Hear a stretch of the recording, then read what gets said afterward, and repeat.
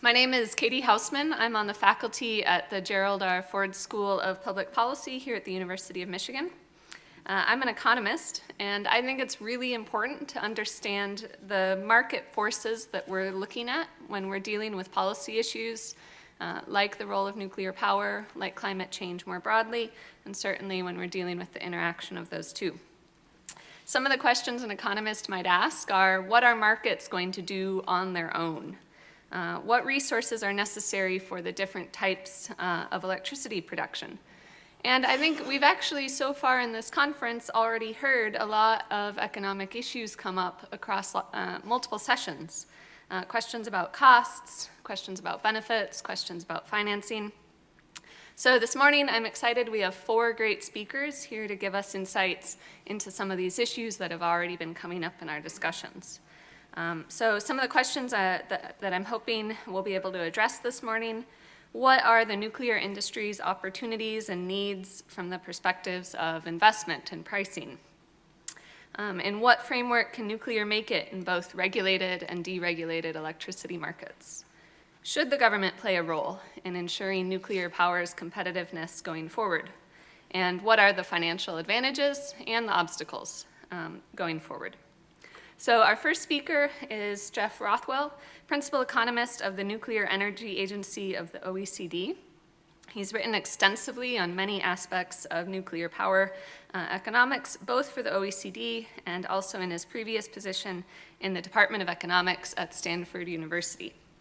He has consulted for many institutions, including multiple national laboratories, and he holds a PhD from UC Berkeley. He was one of the first academics that I came across when I started working on the economics of nuclear power in graduate school. So I'm very pleased to welcome Dr. Rothwell.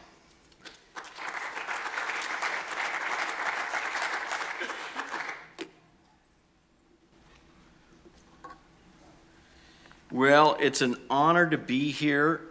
My parents lived down by what used to be the Bechtel Power building across from now. It's, I understand, Briarwood.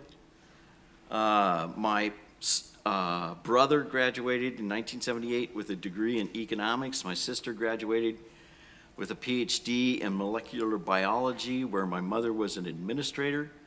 My father worked on Midland until that plant got shut down, and then was working on the Monroe, what do we call this? Monroe,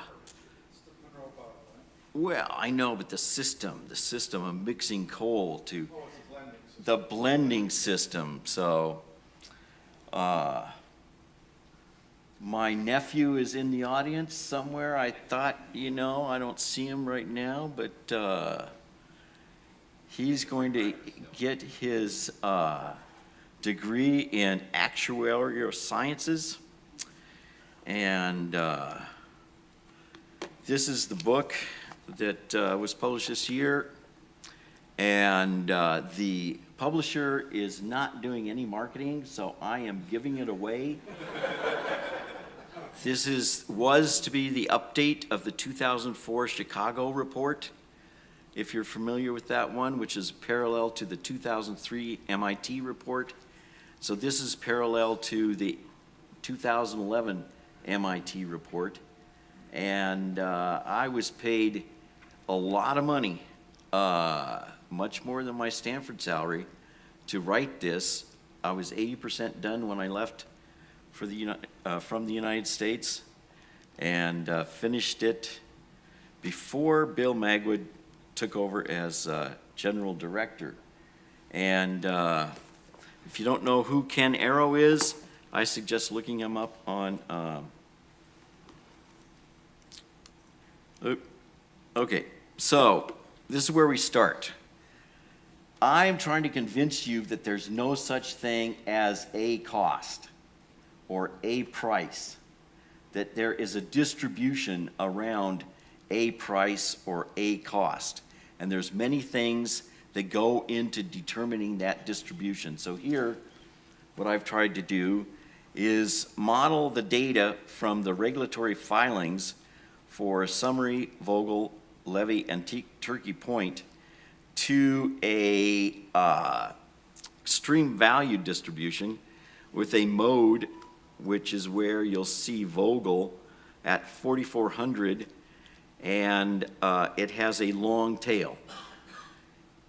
Thing about these costs is that it's very hard to get down into negative. So you can't choose a distribution that allows for a negative outcome in 500,000 simulations. And it is this right here that we have a bet, and Dr. Hausman is holding the money on what the cost of Vogel, the overnight cost of Vogel in $2,007. And so it's going to take us a while to figure out whether that's above or below 4,400. This is the latest projected cost of electricity, and I'm using this to give us an idea of what are the costs projected in the market. Now, this was a survey that was done in 2014, and these are the numbers that the member countries provided us. So we can argue about these for, the rest of the day. But, these are the numbers that were given to us. And unless you press me, I'm not going to give you the inside poop. So you'll see that Finland and France, they are estimating the costs of an EPR, European Pressurized Water Reactor, at a roughly 5,100. Okay, now these guys, first of all, these are projected costs for 2020. And so these are not costs in 2015. And there's a lot of misunderstanding out there, particularly by journalists who then call up and ask whether or not these costs are going to fall again by 2020. And I have to say, these are projected costs for 2020. Now, I just don't think Hinkley Point, for example, is going to come in at 5,100. And then you'll see we're adding in interest during construction. So in general, we have to take into account when we're costing these things out, the financing costs while the plant is in construction. So that money is being tied up in the project, and it is associated with a cost of capital. Sometimes we call that the discount rate. There's a lot of misunderstanding about what that is. These multiple PWRs in United Kingdom could be 2 EPRs, Hinkley Point C, or 3 AP1000s. And you'll notice that when you start adding in the interest during construction at 10%, for example, you've got a very different number than, you've got a range between 6,100 and 8,100. And so you have to interpret these with a lot of care. Here what I've done is mapped the same distribution that we saw a few minutes ago to these costs. And you'll notice that China and Korea are coming in around between 2,000 and 2,600. And these are real, these aren't lies, these aren't whatever. My boss is Korean, and I'll be on this is a part of the Rothwell World Tour. I don't know if you got the t-shirts, but I was in Vienna the first week of September, and then London, and then Stockholm, and here I go back for a board meeting, and then I go to Seoul. So these Korean numbers, they seem incredible, but that's why Korea got the job in the United Arab Emirates, because Arriva, it was supposed to be their job. They were,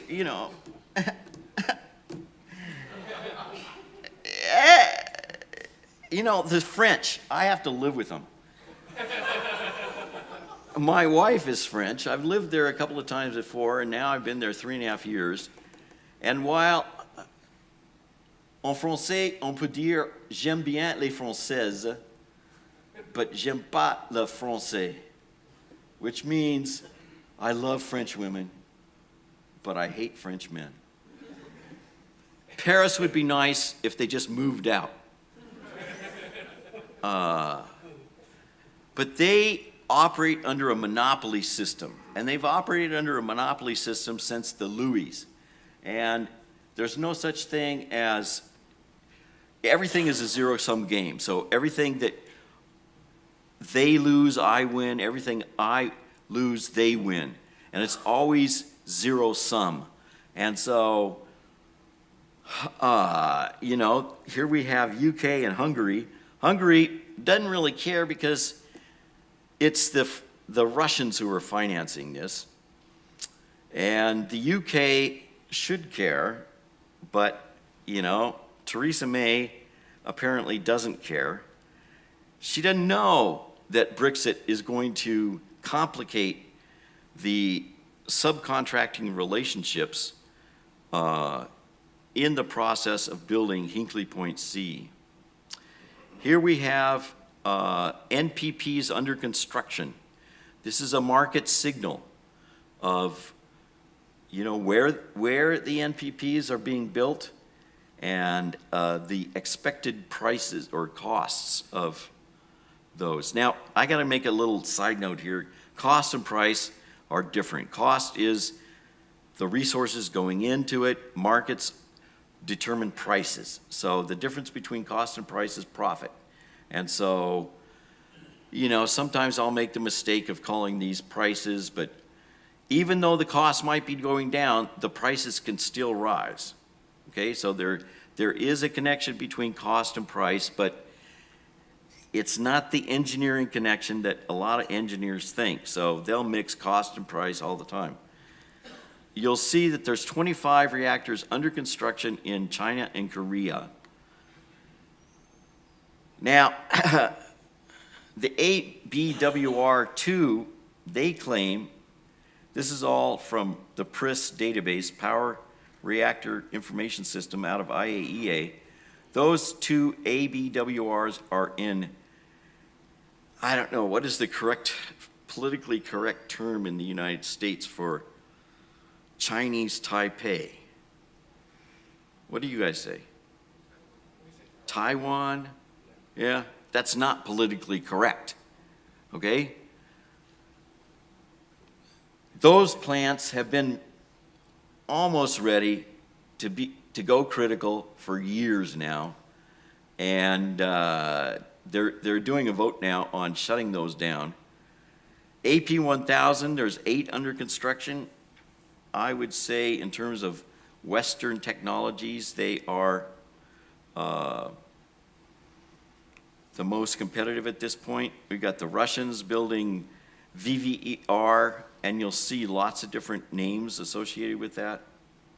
And so what is the cost of capital appropriate for these? Well, we'll get into that. Here, I'll just skip it. Skip it. Debt rate based on host country's government bond rating. You cannot get a bond at your utility at a rating that is less than or better than your country's bond rating.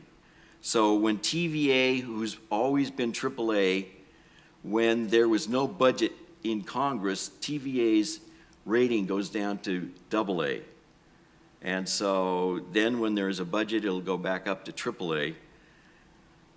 Most of these countries are in Northern Europe, are in A territory, but Ukraine right now is considered junk. One of the problems we have, and this is most problematic in decommissioning cost trust funds, is the fact that AAA, AA, people are willing to pay to have their money in bonds in Switzerland, Japan, and the Eurozone.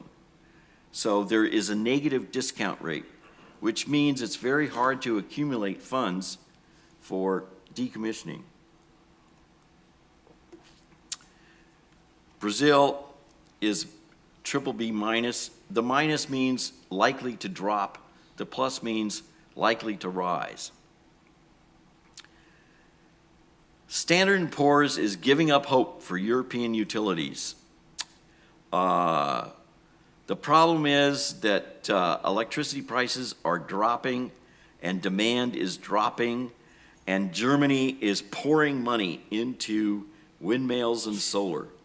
And it's very hard to compete in so-called liberated markets when one of the countries is subsidizing, basically just paying for the whole thing, plus a subsidy to keep the thing running, and buying as much power from France as possible. So they're running their windmills and their solar systems, and what they've done is they've created these stakeholders by having farmers put up windmills and solar panels on their territory. So now it's ingrained into the farmers' business plan to run windmills and solar, and it's awfully hard to deal with those farmers once they've got a interest. Here is S&P's, a measure of S&P's risk aversion for Europe, Middle East, Africa utilities, and most of them are between A- and BBB. So they're not quite at speculative or popularly known as junk yet. And you might think, that's Europe, Middle East, and Africa.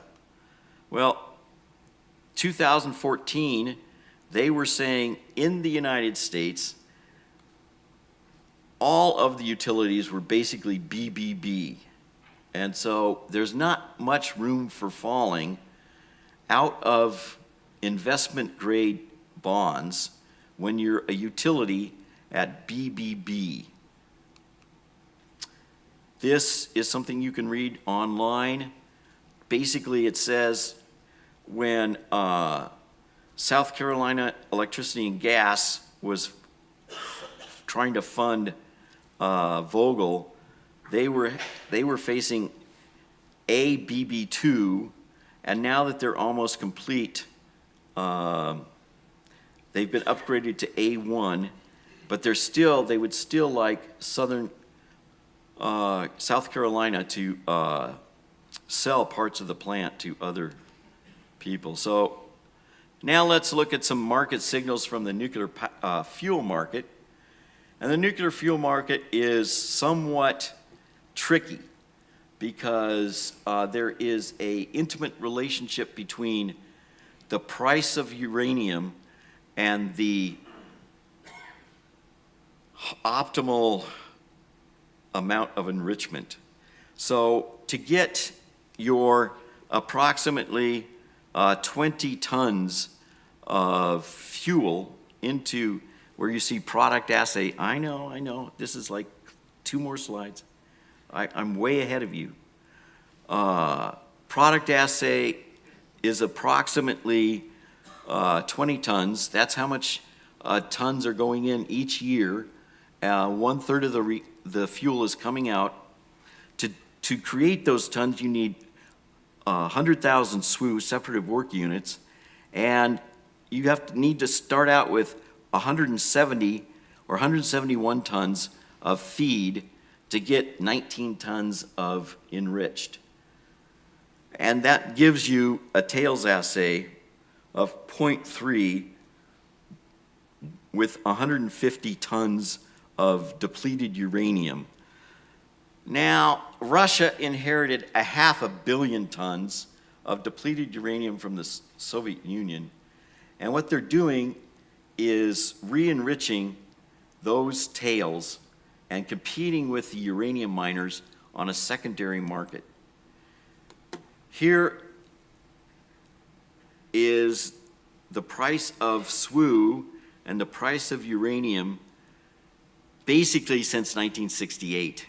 And you'll notice that we are now headed in a spiraling fashion down into zones that have never been seen before.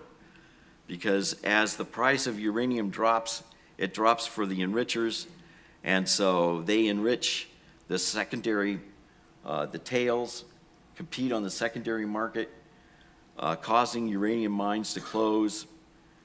I don't know where this is going to end. The projected cost of electricity, you can notice in there. I'm giving these books to the Institute, so you can go back and look at this. You know, there's this mistaken idea that renewables are competitive, and they aren't. They're subsidized. The only renewable that can compete, we've got on one side here, these are the base load plants, gas, coal, and nuclear, and these are the various renewables.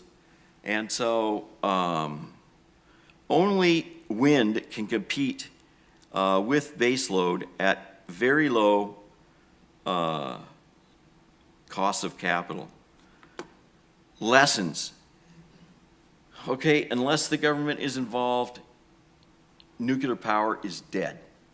Okay, that's just the way it is. You're not going to be able to compete with China, Russia, and Korea. France, I don't know, it's dysfunctional. You know, Frankie gets on his moped and escapes from the civil service to visit his girlfriends in the middle of the night. Nobody's in charge there. It's just, everybody denies responsibility in the whole country. We've got a problem with the supply chains. Areva boasts on its website that it has 1,700 contractors from 27 different countries, and they communicate in English. Now, the French think they are giving a clear instruction to the Bulgarian welder, but nobody understands each other. Olkiluoto 3 is a Tower of Babel, and I don't see any change in what's going to happen in the French situation now that EDF has swallowed up half of Areva. In Le Petit Prince, you have a snake that has swallowed an elephant, and that is what EDF looks like. They're trying to digest an elephant. We got to get the times down from first concrete, which is when the real money starts pouring, to generation. Unless we can get that down, it's not going to happen. And in the nuclear industry, we're always talking about public acceptance. Okay, that is important, but investor acceptance is more important.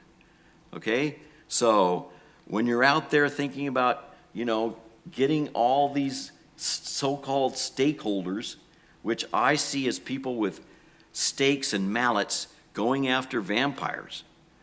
That's what the stakeholder means to me, is going in with a stake to drive it into the heart of any project that is not appealing to some group. That's a stakeholder, okay? Somebody that's trying to destroy the project. You have to work also on investor acceptance. They have to know what this technology is and why we need it for volatile renewable prices. Electricity prices are becoming more and more volatile, and apparently these people that think we can go 100% renewable have never looked at, you know, I don't know. They think the sun shines at night. I just don't get it. I don't know what is wrong in their head, but the sun does not shine at night. So you've got to have something to run at night. And nuclear power is probably, at least right now, don't shut down the plants. You might not want to invest in them, in new plants, but there's plenty of opportunities for long-term operation. And so with that, I open it to questions.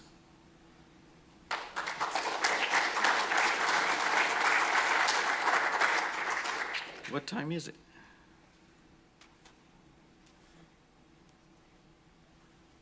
A few minutes for questions, if you want to line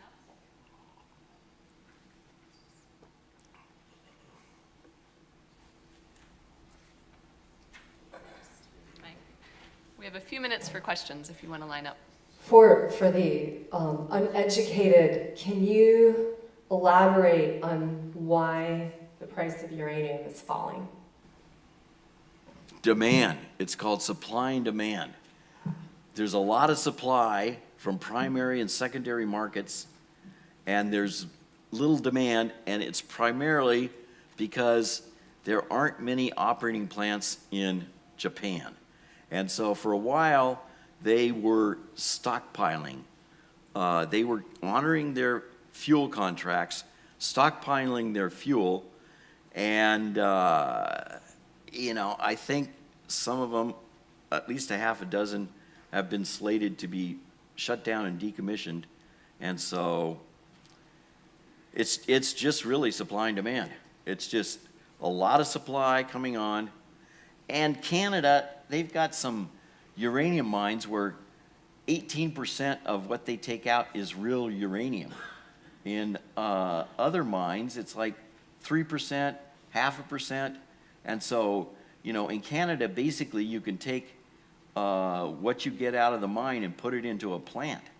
So those resources have been discovered, and Kazakhstan is the #1 producer right now. And you've got these enrichers dumping, and I say dumping because the cost of capital for enrichment is, most of these enrichment plants have been paid for by governments, particularly in developing weapons. And so I think it's dumping. They're dumping secondary uranium onto the market, driving down the price. And this price basically is going down to the cost of enrichment in Russia. Okay, that's the bottom. You can't go below that price. So whatever you think they're enriching at in Russia, that's where the red line is driving itself to.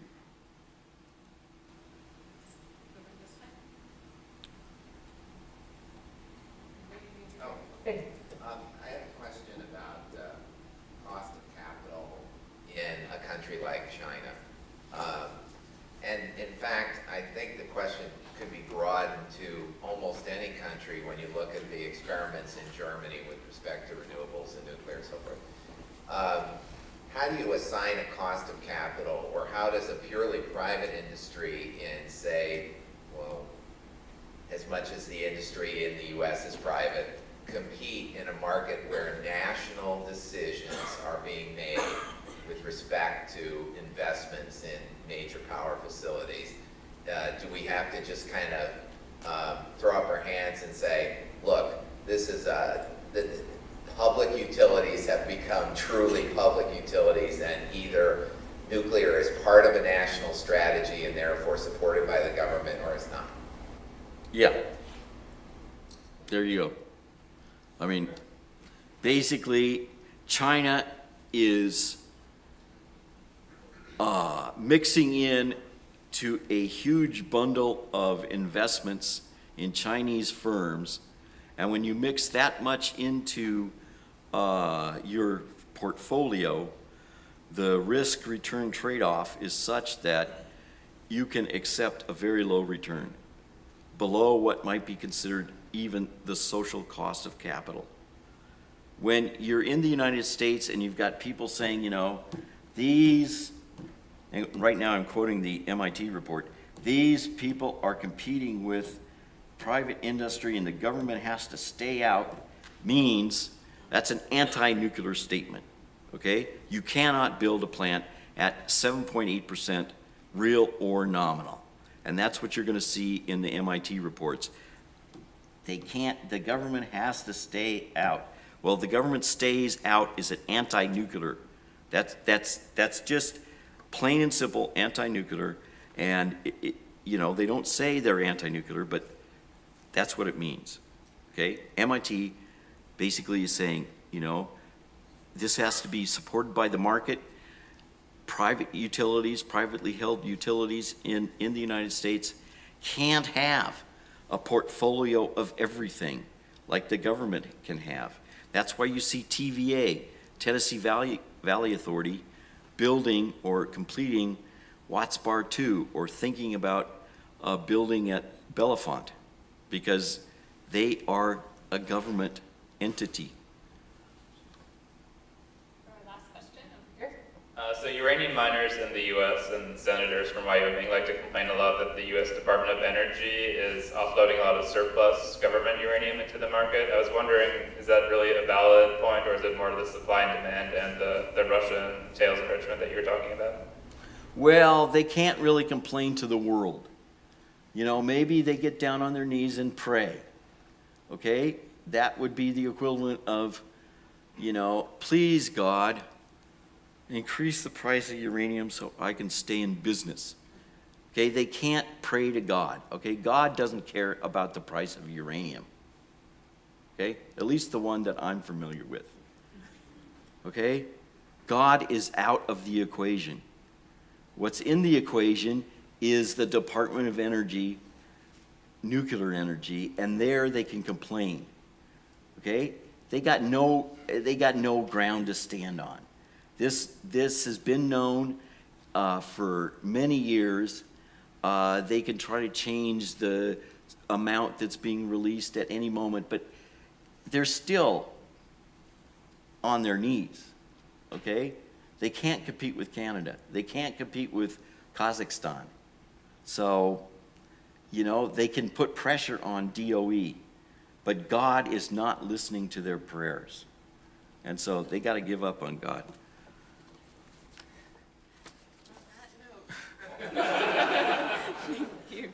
On that note, thank you, Dr. Rothwell.